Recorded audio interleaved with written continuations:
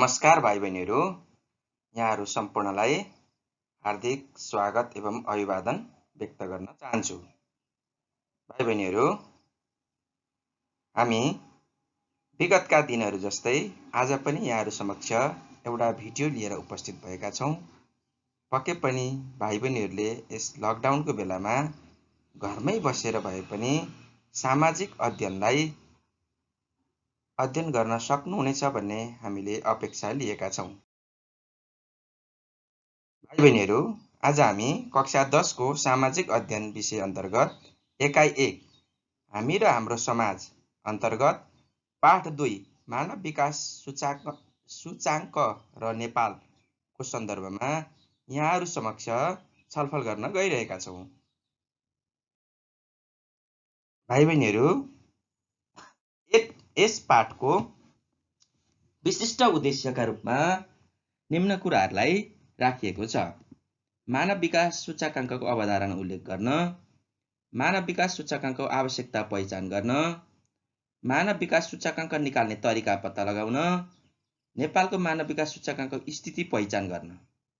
यी 4वटा उद्देश्यहरू चाहिँ यस पाठ अध्ययन गरिसके पश्चात भाइ बहिनीहरूले जानकारी प्राप्त गर्नुहुनेछ भनेर पाठ्यक्रमले विशिष्ट उद्देश्यको रूपमा राखेको छ। यहाँ केही तस्बिरहरू पनि राखेको छु भाइ बहिनीहरू। मैले यी तस्बिरहरूलाई तपाईँले हेर्न सक्नुहुन्छ कि यो देब्रे साइडको एउटा तस्बिर जहाँ मानव विकासको अत्यन्त नकारात्मक अवस्था, जहाँ भूकम्पले पिल्सिएका नेपाली जनताहरूले अझै पनि घरबासको अवस्था नभएको, सुधार नभएको अवस्थालाई यहाँ राखिएको छ। यो अगाडिकै तस्बिर हो भाइ बहिनीहरू। त्यसैगरी अर्को ठाउँमा चाहिँ यहाँनिर निर्माणको, मानव विकासको अवस्था सुधार गर्नको निम्ति निर्माणको कुराहरू अगाडि बढिरहेको कुरा राखिएको छ। यहाँ अर्को ठाउँमा चाहिँ खानेपानीको अत्यन्त अभाव भएको ठाउँमा, जहाँ चाहिँ खानेपानीको चाहिँ सुरुवात भएको अवस्थालाई चाहिँ यहाँ राखिएको छ। सबैजना एक ठाउँमा भेला भएर खानेपानी, अझै पनि गाउँका ठाउँमा हरेक मानिसहरूको घरमा खानेपानीको पहुँच पुगेको छैन, त्यसकारण पुर्याउन जरुरी छ। जहाँ पुगेको छैन त्यहाँ एउटा केन्द्रीकृत रूपमा पुगेको कुरालाई यस तस्बिरले चित्रित गरेको छ भाइ बहिनीहरू। त्यसैगरी भाइ बहिनीहरू, यसले व्यक्ति, समुदाय र देशमा उपलब्ध विकल्पहरूको चयन गर्न सक्ने दायरालाई फराकिलो बनाउँछ। कुनै पनि भौगोलिक एकाइ, जाति, समुदाय आदिको मानव विकास अवस्थाको सङ्ख्यात्मक प्रस्तुति नै मानव विकास सूचकाङ्क हो। मानव विकासका 3 महत्त्वपूर्ण आधारहरू छन्, जसलाई हामी प्रति व्यक्ति आय, शैक्षिक स्तर र औसत आयुको रूपमा व्याख्या गर्ने गर्दछौँ। यसमा प्राप्त तथ्याङ्कहरूलाई 0 देखि 1 सम्म राखी मापन गर्ने गरिन्छ भाइ बहिनीहरू।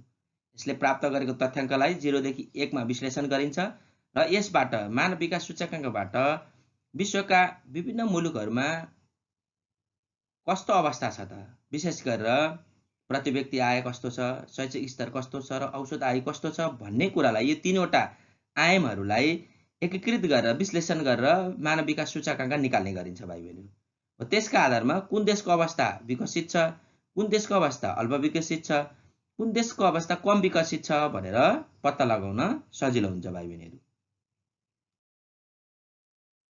त्यसैगरी संयुक्त राष्ट्र सङ्घीय विकास कार्यक्रमले, जसलाई हामी UNDP भनेर भन्ने गर्दछौँ, प्रत्येक वर्ष मानव विकास सूचकाङ्क प्रकाशन गर्ने गर्छ भाइ बहिनीहरू।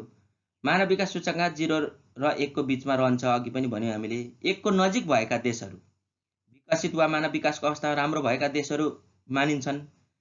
0 को नजिक भएका देशहरू मानव विकासको अवस्था कमजोर भएका वा कम विकसित वा अल्प विकसित देशहरूका रूपमा लिइन्छ। मानव विकास सूचकाङ्क 0.88 भन्दा माथि भएमा अति उच्च सूचकाङ्क भएको मानिन्छ। 0.700 देखि 0.799 सम्मको उच्च मानव विकास सूचक भएको देश मानिन्छ। 0.550 देखि 0.699 सम्मको मध्यम र 0.550 भन्दा कम भएको कम विकसित राष्ट्र भनी वर्गीकरण गरिएको छ। यता पनि मैले अर्को स्लाइडमा पनि थप त्यसलाई व्यवस्थित ढङ्गले राख्ने प्रयास गरेको छु। भाइ बहिनीले त्यसलाई हेर्न सक्नुहुन्छ। Very high human development, high human development, medium human development र लो ह्युमन डेभलपमेन्टको रूपमा यहाँ व्याख्या गरिएको छ भाइ बहिनीहरू। अब एउटा यहाँ चार्टमा पनि देखाइएको छ भाइ बहिनीहरू। मानव विकास सूचकाङ्क हुनको निम्ति एउटा मानव विकास सूचकाङ्कको एउटा सर्कल पुरा हुनको निम्ति प्रति व्यक्ति आयको जरुरी पर्ने भयो। त्यहाँ प्रति व्यक्ति आयको पनि अध्ययन अनुसन्धान गरिन्छ। त्यसपछि शैक्षिक स्तर कस्तो छ, शैक्षिक स्तरको बारेमा पनि त्यहाँ अध्ययन अनुसन्धान गरिन्छ। त्यसैगरी अपेक्षित आयु कस्तो छ त भन्ने कुरालाई पनि त्यसमै जोडेर अध्ययन गरिन्छ, जसको पूर्ण रूप चाहिँ मानव विकास सूचकाङ्क हुन्छ भाइ बहिनीहरू। त्यसकारण मानव विकास सूचकाङ्कमा सुधार गर्नको निम्ति हरेक देशले के गर्न जरुरी छ त भने सम्बन्धित देशको प्रति व्यक्ति आय के गर्दा बढ्न सक्छ, मानिसहरू के गर्दा धेरै वर्ष बाँच्न सक्छन्, त्यहाँ स्वास्थ्यको कुरा जोडिएला, त्यहाँ उसले खाने खानपानको कुरा जोडिएला। हो यो कुरा चाहिँ उसको अपेक्षित आयुसँग जोडिएर हेर्ने गरिन्छ भाइ बहिनी। अर्को शैक्षिक स्तर, कुनै पनि देशको शैक्षिक स्तर बढाउन के गर्न सकिएला हामीले, त्यहाँ रहेको चाहिँ शैक्षिक इन्स्टिट्युटहरूको क्षमता विकासको कुराहरू होला, मानिसहरूमा चाहिँ जनस्तर जनचेतनाको अभिवृद्धिको कुराहरू होला, पढ्नुपर्छ भन्ने भावनाको विकासको कुरा होला। हो यो कुराहरूलाई अगाडि बढाउन जरुरी छ। अर्को प्रति व्यक्ति आय, रोजगारीका प्रशस्त सम्भावनाका कुराहरू होला, औद्योगिक क्रान्ति कृषि क्रान्तिको कुरा होला, उत्पादनलाई अभिवृद्धि गर्ने कुरा होला। यसो गर्न सकियो भने बचतमा अभिवृद्धि गर्ने कुरा होला। हो यो गर्न सकियो भने मानिसहरूको प्रति व्यक्ति आयमा भाइ बहिनीहरू पक्कै पनि अभिवृद्धि गर्न सकिन्छ। अब लागौँ भाइ बहिनीहरू, मानव विकास सूचकाङ्क किन जरुरी छ त, किन आवश्यक पर्छ मानव विकास सूचकाङ्क, के गर्छ मानव विकास सूचकाङ्कले? यहाँ केही कुराहरू बुदागत रूपमा राख्ने प्रयास गरिएको छ भाइ बहिनी। मानव विकासको अवस्था पहिचान गर्न, मानिसहरूको अवस्था कस्तो छ त, मानिसहरूको विकासको अवस्था कस्तो छ, हो यसले यो हेरेर कुन देशको विकासको अवस्था कस्तो छ, केनियाको कस्तो होला, अस्ट्रेलियाको कस्तो होला, जापानको कस्तो होला, यो हेरेर विकासको अवस्थाको पहिचान गर्न पत्ता लगाउन यसले सहयोग पुर्याउँछ। अर्को रहेको छ मानव विकासका सुधार गर्नुपर्ने क्षेत्र निर्धारण गर्न। अब यति गरिसकेपछि मानव विकासको कुन कुन पक्षलाई हामीले सुधार गर्न सकियो भने मानव विकास सूचकाङ्कमा परिवर्तन ल्याउन सकिन्छ, सुधार गर्न सकिन्छ भन्ने कुरा चाहिँ यो सुधारात्मक पक्ष। कुन कुन पक्ष? अघि हामीले तीनवटा डाइमेन्सन, तीनवटा आयामलाई लिएर हेर्यौँ, त्यो भित्र पनि तीनवटा आयाम भित्र पनि अन्य पक्षहरू क्षेत्रहरू लुकेका छन्। हो त्यसकारण कुन पक्ष हाम्रो कमजोर भयो र मानव विकास सूचकाङ्कमा हाम्रो र्याङ्किङ स्तर चाहिँ तल झर्यो, त्यसका आधारमा पनि हामीले सुधार गर्नुपर्ने क्षेत्रहरू निर्धारण गर्न सक्छौँ। अर्को रहेको छ मानव विकास अवस्थामा सुधार गर्न, मानिसहरूको अवस्थामा विकासको अवस्थामा सुधार गर्नको निम्ति पनि यसले सहयोग पुर्याउँछ। मानव विकास अवस्थामा सुधार गर्न देशले चाल्नुपर्ने रणनीति तयारीका आधार प्रस्तुत गर्न हो। अब कस्तो कस्तो स्ट्राटेजी, कस्तो कस्तो रणनीति, कस्तो कस्तो नीति, कस्तो कस्तो कार्यक्रम, कस्तो कस्तो योजनाहरू हामीले निर्माण गर्न सकेको खण्डमा सम्बन्धित देशको मानव विकास सूचकाङ्क परिवर्तन गराउन सकिन्छ, सम्बन्धित देशको मानव विकास सूचकाङ्कमा सकारात्मक परिवर्तन गर्न सकिन्छ भन्ने कुराको राष्ट्रिय रूपमा रणनीति तयार गर्न, नीतिहरू निर्माण गर्न, आधारपत्रहरू तयार गर्न पनि यो मानव विकास सूचकाङ्कले सम्बन्धित पक्षलाई घचघच्याउन, सम्बन्धित पक्षलाई यस बारेमा सोच्न बाध्य बनाउँछ भाइ बहिनी। त्यसैगरी अब मानव विकास सूचकाङ्क कसरी निकाल्ने त? हामीले तीनवटा पक्षलाई आधार मान्ने त भनेर भन्यौँ, त्यसो भए ती तीनवटा पक्षमा रहेर कसरी निकाल्ने? औसत आयु सूचक, शैक्षिक सूचक र आय सूचक निकाल्नु पर्ने हुन्छ। यो तीनवटा सूचकहरू निकाल्नको निम्ति फरक फरक सूत्रहरू हामी प्रयोग गर्ने गर्छौँ भाइ बहिनी। यो तीनवटा सूचकहरू निकालिसकेपछि मात्र हामी मानव विकास सूचकाङ्क निकाल्न सक्छौँ। त्यसो भए सबैभन्दा सुरुमा औसत आयु सूचक कसरी निकाल्ने त? हो यसको लागि हामीलाई के चाहियो? सबैभन्दा सुरुमा सम्बन्धित देशको औसत आयु, नेपालको औसत आयु कति छ त्यो हामीले थाहा पाउनु पर्यो। त्यो सँगसँगै विश्वको न्यूनतम औसत आयु, विश्वको न्यूनतम औसत आयु कति तोकिएको छ हैन? हरेक वर्ष चाहिँ यो औसत आयुहरूमा परिवर्तन भइरहन्छ भाइ बहिनी। त्यसकारण विश्वको न्यूनतम औसत आयु कति हो? सम्बन्धित देशको औसत आयुबाट विश्वको न्यूनतम औसत आयु घटाएर कति प्राप्त हुन्छ त्यो राख्छौँ। अनि त्यसलाई हामी विश्वको अधिकतम औसत आयु कति छ र विश्वको न्यूनतम औसत आयु अधिकतम आयुबाट घटाएर कति प्राप्त हुन्छ हो त्यसले चाहिँ अघि प्राप्त गरेको अङ्कलाई हामी भाग गर्छौँ। भाग गर्दा भागफल जति आउँछ त्यो नै हाम्रो औसत आयु रह्यो भाइ बहिनीहरू। त्यसैगरी अब हामी शैक्षिक सूचक कसरी प्राप्त गर्छौँ? शैक्षिक सूचक प्राप्त गर्नको लागि हामीले सम्बन्धित देशको औसत शैक्षिक संलग्नता वर्ष, जस्तो मानौँ हामीले हाम्रो देशको शैक्षिक सूचक निकाल्दैछौँ भने हाम्रो देशको शैक्षिक औसत संलग्नता वर्ष कति हो? सामान्यतः औसत रूपमा मान्छेहरू कति वर्ष चाहिँ शैक्षिक संस्थाहरूमा बिताउने गर्छन् त्यो राख्छौँ। अनि त्यसलाई के गर्छौँ हामीले 15 ले भाग गर्छौँ। त्यसै गरी अर्को रहेको छ सम्बन्धित देशको अपेक्षित शैक्षिक संलग्नता। हाम्रो देश नेपालमा सबैभन्दा बढी कति वर्ष चाहिँ शैक्षिक संस्थाहरूमा बिताउँछन् मान्छेहरूले हो, त्यसलाई हामी के गर्छौँ फेरि 18 ले भाग गर्छौँ।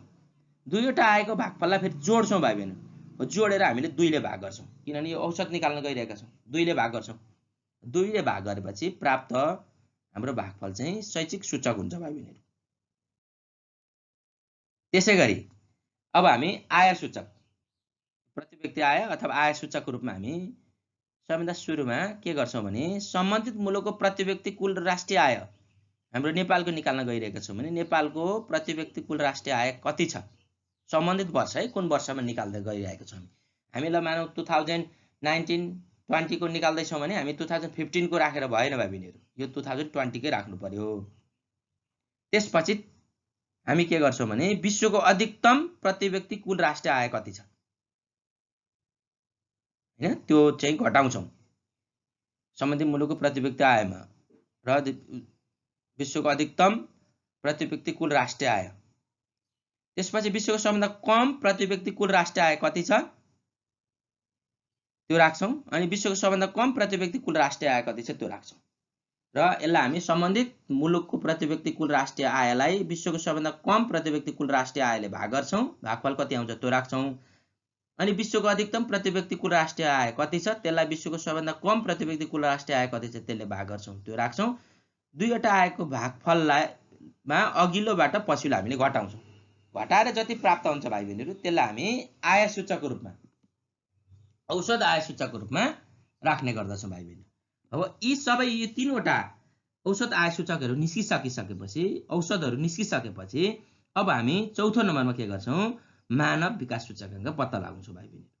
अब यो मानव विकास सूचकाङ्क पत्ता लगाउनको लागि चाहिँ हामी के गर्छौँ मानव विकास सूचकाङ्कको लागि ऋणभित्र हामी औसत आय सूचकाङ्क इन्टु शैक्षिक सूचकाङ्क इन्टु आय सूचकाङ्क यो अघि हामीले प्राप्त गरेको तीनवटै सूचकाङ्कलाई यो भित्र राख्छौँ र हामीले साइन्टिफिक क्याल्कुलेटरको प्रयोग गरेर हामी के गर्छौँ मानव विकास सूचकाङ्क निकाल्छौँ भाइ बहिनीहरू हो, यसको आधारमा निकाल्ने गर्छौँ। अब यहाँ भाइ बहिनीहरू एउटा चार्ट मैले राखेको छु भाइ बहिनीहरूलाई।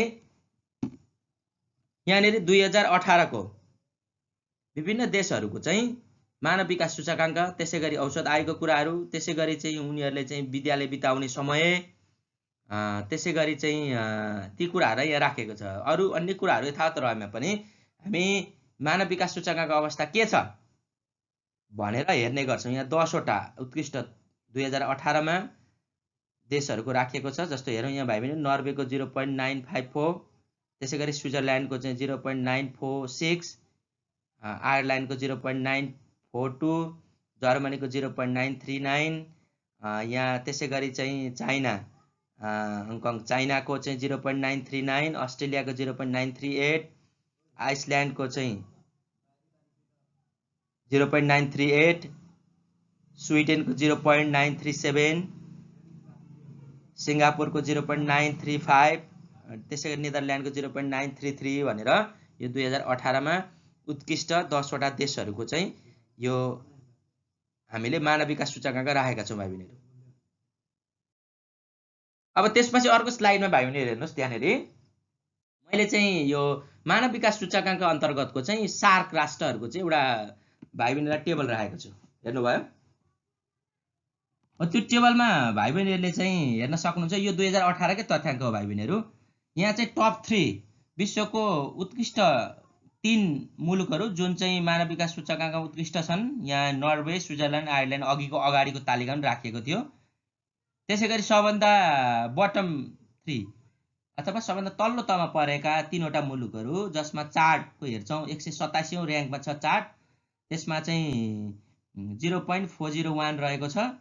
त्यसपछि 188औं नम्बरमा चाहिँ यो सेन्ट्रल अफ्रिका रिपब्लिक छ 0.381, त्यसै गरी 189औं नम्बरमा नाइजर 0.377 राखिएको छ। अब भाइ बहिनीहरूले यहाँ सार्क राष्ट्रको पनि हामी हेर्न सक्छौँ, जसमा सबैभन्दा अगाडि रहेको छ 71औं नम्बरमा श्रीलङ्का, जसलाई चाहिँ हाइएस्ट र्याङ्कमा राखिएको छ 0.780। त्यसपछि मालदिप्स छ 0.719। त्यसपछि मिडियममा पर्छ इन्डिया, जसको र्याङ्किङ रहेको छ 129 0.647। भुटान छ 134 मा, त्यसको रहेको छ 0.617। त्यसपछि 135 मा रहेको छ बङ्गलादेश 0.614। त्यसपछि नेपाल छ भाइ बहिनीहरु 147औं नम्बरमा। 2018 मा नेपाल 147औं नम्बरमा थियो यो एसडीआई को र्याङ्किङमा 0.579। त्यसपछि पाकिस्तान पनि मिडियममै पर्छ भाइ बहिनीहरु, जुन चाहिँ 152औं नम्बरमा थियो 0.560।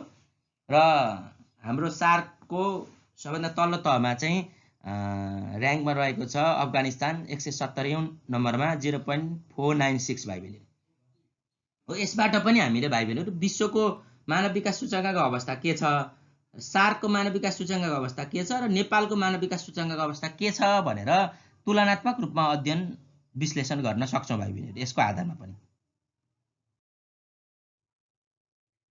त्यसैगरी भाइ बहिनीहरु अब त्यसो भए मानव विकासको परिसूचकको रूपमा गुणस्तरीय जीवन निर्माणका लागि के कुरा हामीले ध्यान दिन पर्ला। त्यसो भए यत्रो हामीले चर्चा गर्यौं, यो सबै कुरा मानव विकास सूचकाङ्कको कुरा त क्वालिटी लाइफसँग जोडिन्छ। हाम्रो जीवन कसरी सुखी बनाउने, कसरी गुणस्तरीय बनाउने भन्ने विषयवस्तुसँग जोडिन्छ। त्यसो भए के गर्यो भने चाहिँ हामीले हाम्रो जीवन गुणस्तरीय बनाउन सक्छौं, जसले मानव विकास सूचकाङ्कलाई पनि सहयोग पुर्याउन सक्छ। हो यसको लागि चाहिँ मैले केही बुदाहरू यहाँनेर टिप्पणी गरेर भाइ बहिनीलाई सजिलो बनाउने प्रयास गरेको छु।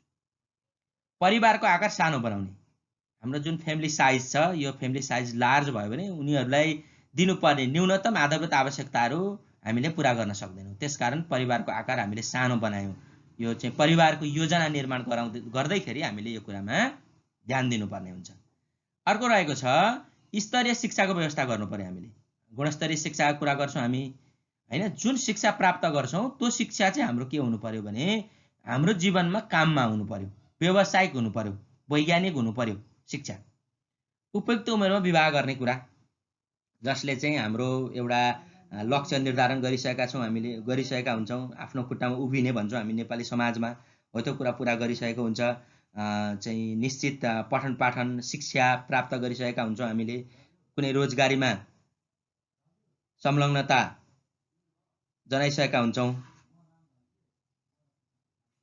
यो त्यसगरी उपयुक्त उमेरमा प्रथम गर्भधारण गर्ने कुरा, दुई बच्चाको बीचमा जन्मान्तर गर्ने कुरा, स्वास्थ्य र सरसफाइमा विशेष ध्यान दिने कुरा, पोषिलो खाना खाने कुरा, लैंगिक समानता कायम गर्ने, आमा बुवाको जिम्मेवारी वहन गर्ने र बचत गर्ने।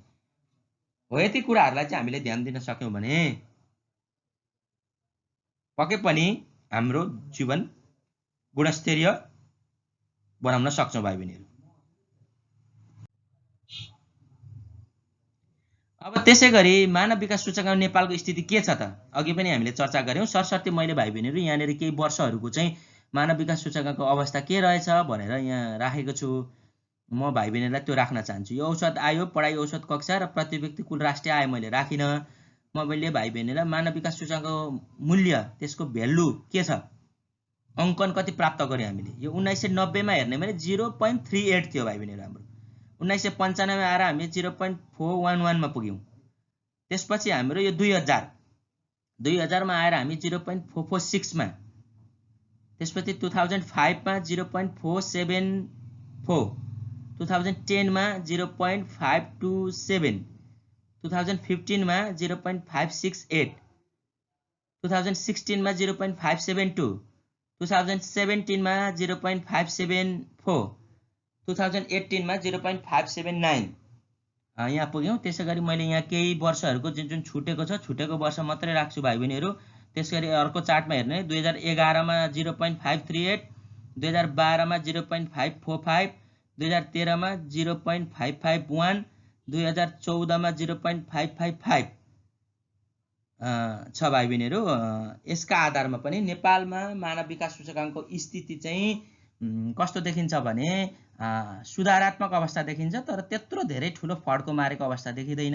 1990 लाई हेर्ने भने हामीले परिवर्तन गर्दै आएका देख्छौँ। हरेक वर्ष हाम्रो डिजिज परिवर्तन भइरहेका देखिन्छ। हो यसबाट पनि हामी केही न केही काम भएको त देखियो, तथापि त्यत्रो ठुलो परिवर्तन हुने गरी अझै पनि काम गर्न बाँकी रहेको देखिन्छ भाइ बहिनीहरू। अब त्यसै गरी भाइ बहिनीहरू कुनै पनि देशको मानव विकास सूचकाङ्क उच्च वा न्यून हुनुको कारणहरू के रहेको छ, यो दुईटैलाई हामीले यहाँ 3वटा बुदागत रूपमा विश्लेषण गर्ने प्रयास गरेका छौँ भाइ बहिनीहरू। किन मानव विकास सूचकाङ्क उच्च हुन्छ र किन मानव विकास सूचकाङ्क चाहिँ न्यून भएर जान्छ, यसको बारेमा पनि विश्लेषणात्मक छलफल गरौँ भाइ बहिनीहरू। मानव विकास सूचकाङ्क उच्च भएका देशमा मानिसहरू स्वास्थ्य र पर्याप्त स्वास्थ्य सुविधा प्राप्त गरेका हुन्छन्, त्यसैले उनीहरू धेरै समय बाँच्छन्। न्यून भएका देशहरू मानिसको स्वास्थ्य कमजोर छ, पर्याप्त पोषणयुक्त खानेकुराहरू खान पाउँदैनन्, विभिन्न प्रकारका रोग र महामारीबाट ग्रसित छन्, स्वास्थ्य सुविधा त्यति धेरै राम्रो छैन, खानेपानी सरसफाइको अवस्था पनि राम्रो छैन। हो त्यो कारणले के भयो भने मानव विकास सूचकाङ्कको एउटा इन्डिकेटरको रूपमा हामीले के हेऱ्यौँ भने उनीहरूको आयुको कुरा हेऱ्यौँ। त्यो आयु सँगसँगै के जोडिएर आउँछ भने उनीहरूले खाने खानाको कुरा, उनीहरूले पाउने स्वास्थ्य सेवा तथा सुविधाको कुरा, सरसफाइको कुरा, खानेपानीको कुरा, रोगको कुरा पनि जोडिएर आउँछ भाइ बहिनी। हो त्यसकारण यो कारणले पनि राम्रो भएका देशहरूमा उनीहरूको मानव विकास सूचकाङ्क राम्रो हुने भइहाल्यो, उच्च हुने भइहाल्यो। जुन देशमा चाहिँ न्यून छ त्यो देशको मानव विकास सूचकाङ्क न्यूनै हुने भयो।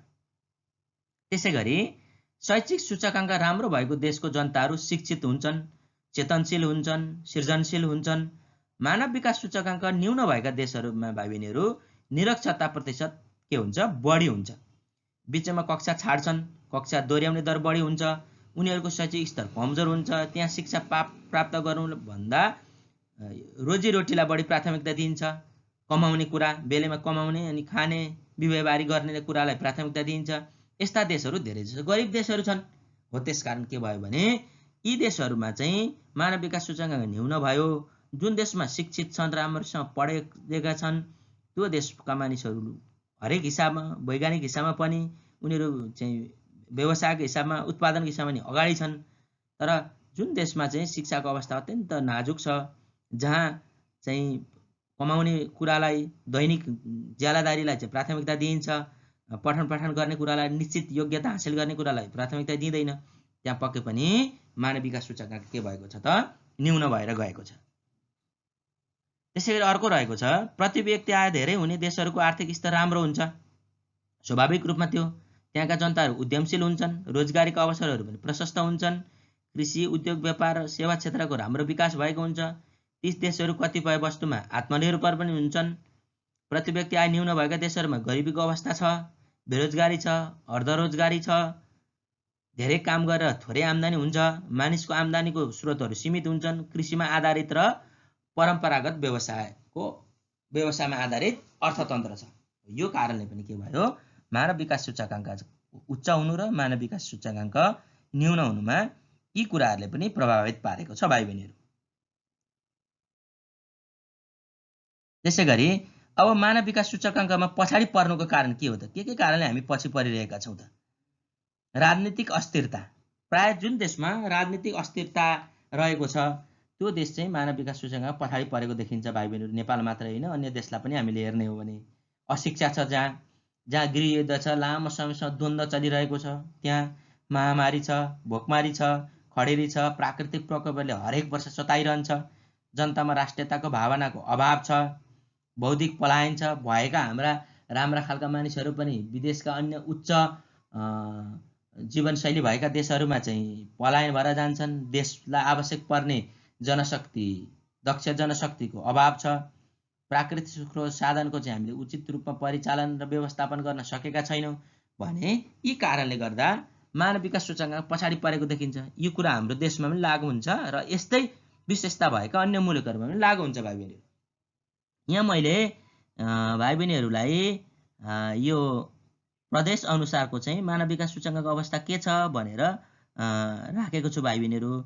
यो प्रदेश नम्बर 1 मा चाहिँ 0.504, प्रदेश नम्बर 2 मा 0.421, प्रदेश नम्बर 3 मा 0.443, प्रदेश नम्बर 4 मा 0.515, प्रदेश नम्बर 5 मा 0.46, प्रदेश नम्बर 6 मा 0.427, प्रदेश नम्बर 7 मा 0.435 छ। भाइ बहिनीहरूले चाहिँ यसलाई पनि हेरेर हाम्रो देशमा चाहिँ जुन 7 वटा प्रदेश पछाडि संघीयता आइसकेपछि 7 वटा प्रदेशमा हामीले विभाजन गरेका छौँ हाम्रो देशलाई, राज्यलाई। हो त्यसका आधारमा पनि मानव विकास सूचकाङ्क कुन प्रदेश चाहिँ अत्यन्त कमजोर रहेछ, कुन प्रदेशमा अझै पनि धेरै विकासको कुराहरूमा काम गर्नुपर्ने रहेछ भन्ने कुरा चाहिँ भाइ बहिनीहरू यसबाट पनि हामीले बुझ्न सक्छौँ। अब त्यसो भए मानव विकास सूचकाङ्क कमजोर भएका देशहरूको चुनौती के छ त? के कस्ता चुनौतीका कारणले मानव विकास सूचकाङ्क अझै पनि कमजोर भइरहेको छ? केही उत्तर त अगाडि पनि आइसकेको छ भाइ बहिनी, त्यही पनि यसलाई बुदागत रूपमा एकपटक विश्लेषण गर्ने प्रयास गरौँ। राजनीतिक स्थिरता कायम गर्नु, यस्ता खालका मानव विकास सूचकाङ्क कमजोर भएको देशमा राजनीतिक स्थिरता कायम गर्नु एउटा चुनौतीको विषय रहेको छ। राजनीतिक दलहरूमा जहिले पनि खिचातानी हुने, जहिले पनि झैझगडा हुने, पदकै लागि पनि जहिले पनि लडाइँ चल्ने, दल बिचको लडाइँ, दलभित्रको लडाइँ हो। यसले के गर्छ त राजनीतिक स्थिरता कायम राख्नको लागि असहयोग पुर्याउँछ भाइ बहिनीहरू। निरक्षरता उन्मूलन, कक्षा छाड्ने र दोहोऱ्याउने दर घटाई टिकाउ दर बढाउनु हो। यो कुरामा अझै पनि गाह्रो छ। निरक्षरता उन्मूलन त गरियो, तर हाम्रो प्रतिवेदनमा, हाम्रो कागजमा मात्र सीमित रहे। अझै पनि हामीले निरक्षरता उन्मूलन गर्न सकेका छैनौँ। साक्षर नेपालको अभियान हामीले अगाडि बढाइरहेका छौँ। अझै पनि कक्षा छाड्ने, हाम्रो विद्यालयमा अझै पनि हेरौँ भाइ बहिनीहरूलाई पनि थाहा छ, कक्षा छाड्ने दर चाहिँ के छ, बढेको बढै छ। दोहोऱ्याउने दर पनि बढिरहेको छ, घटाउन सकेका छैनौँ। टिकाउ दर हामीले चाहिँ कायम राख्न सकेका छैनौँ। कक्षा 1 मा भर्ना भएको विद्यार्थी, सोही विद्यार्थी कक्षा 10 सम्म पुग्दा, एसी दिने जालसम्म पुग्दा सोही विद्यार्थी, सबै विद्यार्थी पुगेका छन् कि छैनन्, त्यो हेर्ने भने काली लाग्दो अवस्था छ भाइ बहिनीहरू। अझै पनि बालबालिकाहरूको शिक्षामा पहुँच हामीले वृद्धि गर्न सकेका छैनौँ भाइ बहिनीहरू। आय आर्जनमा नयाँ आधुनिक र भरपर्दो उपायहरू अवलम्बन गर्नु समस्या छ। अझै पनि देशका जनशक्तिलाई विदेश पलायन हुनबाट रोक्नु र स्वदेशमै परिचालन गर्नु चुनौतीको विषय छ। अझै पनि उनीहरूलाई हामीले यहीँ देशमा राख्न सकेका छैनौँ। उनीहरूले चाहिँ अत्यन्त चाहिँ उच्च जीवनशैलीको अपेक्षा गर्ने, हाई पेडको अपेक्षा गर्ने, त्यस कारणले त्यो सम्भव हुन सकेको छैन। प्राकृतिक स्रोत साधनको उपयोग बढाउन सकेका छैनौँ। जनतालाई गुणस्तरीय स्वास्थ्य सेवा उपलब्ध गराउन सकेको छैन। परिवार नियोजनलाई प्रभावकारी बनाउन सकेको छैन।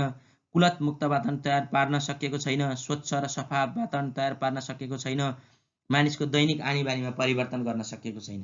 हो, यी कारणले पनि मानव विकास सूचकाङ्क के भएको छ, अझै पनि कमजोर भइरहेको छ भाइ बहिनीहरू। हो, यी कुराहरू चाहिँ हाम्रो लागि एउटा च्यालेन्जको रूपमा, चुनौतीको रूपमा हाम्रो अगाडि चाहिँ एउटा ठुलो पहाड बनेर खडा भएको छ भाइ बहिनीहरू। अब हामी अन्तिमतिर आइसकेका छौँ भाइ बहिनीहरू। हामीले सरस्वती मानव विकास सूचकाङ्क भनेको के हो, मानव विकास सूचकाङ्कलाई कसरी विश्लेषण गरिन्छ, विशेष 4 वटा चाहिँ पक्षमा राखेर मानव विकास सूचकाङ्कको चाहिँ उच्च तह, चाहिँ अति उच्च तह, मध्यम तह र कम अवस्था, लो अवस्थामा चाहिँ राखेर हेऱ्यौँ। त्यसै गरी 3 वटा पक्ष महत्त्वपूर्ण रहे हाम्रोमा। औषध आयो, प्रति व्यक्ति आयको कुराहरू रहे, अनि शिक्षाको स्तरलाई हेरेर हामीले मानव विकासको मापन गर्छौँ भनेर भन्यौँ। मानव विकासलाई चाहिँ प्रभाव पार्ने विभिन्न पक्षहरूको बारेमा हामीले छलफल गऱ्यौँ। हाम्रा चुनौतीहरू के रहेछन् भनेर हेऱ्यौँ हामीले। त्यो यति हेरिसकेपछि अब हामी 2वटा अभ्यास भाइ बहिनीलाई मैले राख्न गइरहेको छु। एउटा यहाँ अझै पनि डाटा मैले राखेको छु। यो हाम्रो नेपाल, बङ्गलादेश, भुटान, भारत, मालदिव, श्रीलङ्का, यो 6 वटा मुलुकहरूको चाहिँ एउटा डाटा मैले चाहिँ प्राप्त गरेको थिएँ। यो 2017 को डाटा। यसलाई पनि भाइ बहिनीले हेर्न सक्नुहुन्छ। के छ त त्यतिखेरको अवस्था, अघि पनि हामीले हेऱ्यौँ। त्यही पनि यो डाटा पनि मैले यहाँ राख्ने प्रयास गरेको छु। यहाँ अझै पनि एउटा मैले पहाडी क्षेत्रको चाहिँ तस्बिर राखेको छु, जहाँ हाम्रा अग्रज ज्येष्ठ नागरिकहरू चाहिँ देशको विकासको निम्ति के गर्न सकिएला भनेर उहाँहरूको भलाकुसारी, उहाँहरूको छलफल सहितको एउटा तस्बिर। उहाँहरू पनि चिन्तित हुनुहुन्छ कि देशको विकासको निम्ति, मानिसहरूको विकास, मानव विकास गर्नको निम्ति भनेर राखेको छु। अब यहाँ अभ्यास भाइ बहिनीलाई 1 नम्बरमा रहेको छ, मानव विकास सूचकाङ्क पत्ता लगाउने तरिका वा का आधारमा नेपालको मानव विकास सूचकाङ्कको हालको अवस्थाले के सन्देश दिएको छ, जुन अघि हामीले राख्यौँ।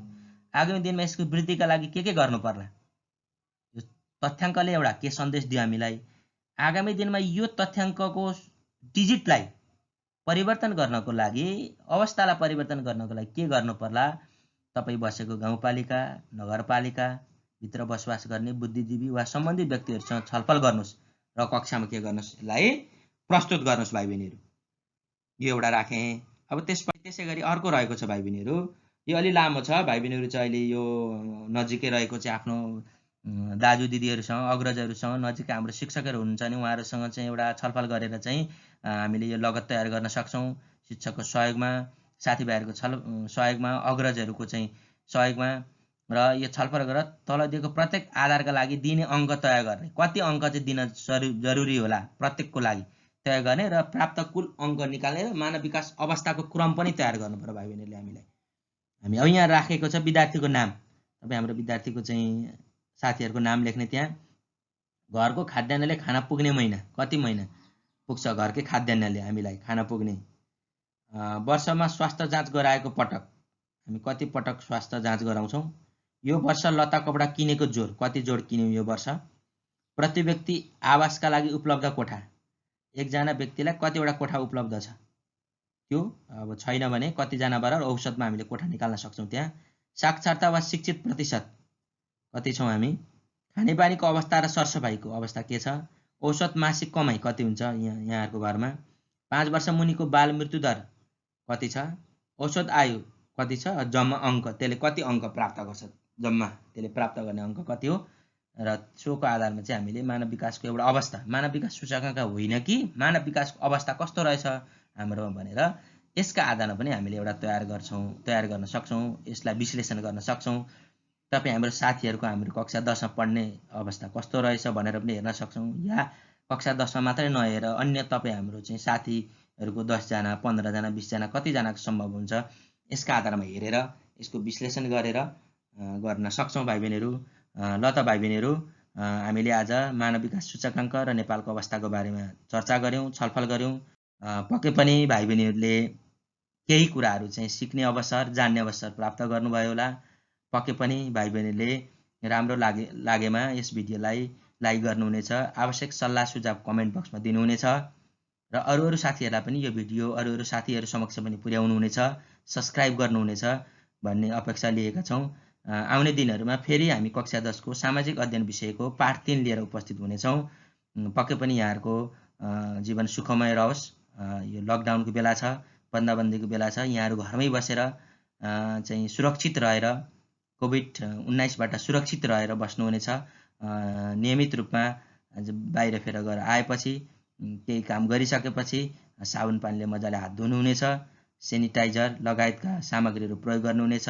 अत्यावश्यक कामदेखि बाहेक बाहिर आफू पनि नजाने, अरूलाई पनि नजान आग्रह गर्नुहुनेछ, मास्कको प्रयोग गर्नुहुनेछ भन्ने कुरा अनुरोध गर्दै यहाँहरू समक्ष बिदा हुन चाहन्छु। यहाँहरूकै शिक्षक नरोत्तम श्रेष्ठ, म सेन्द्र माध्यमिक विद्यालय केराबारी मोरङ। हस्त भाइ बहिनीहरू, नमस्कार।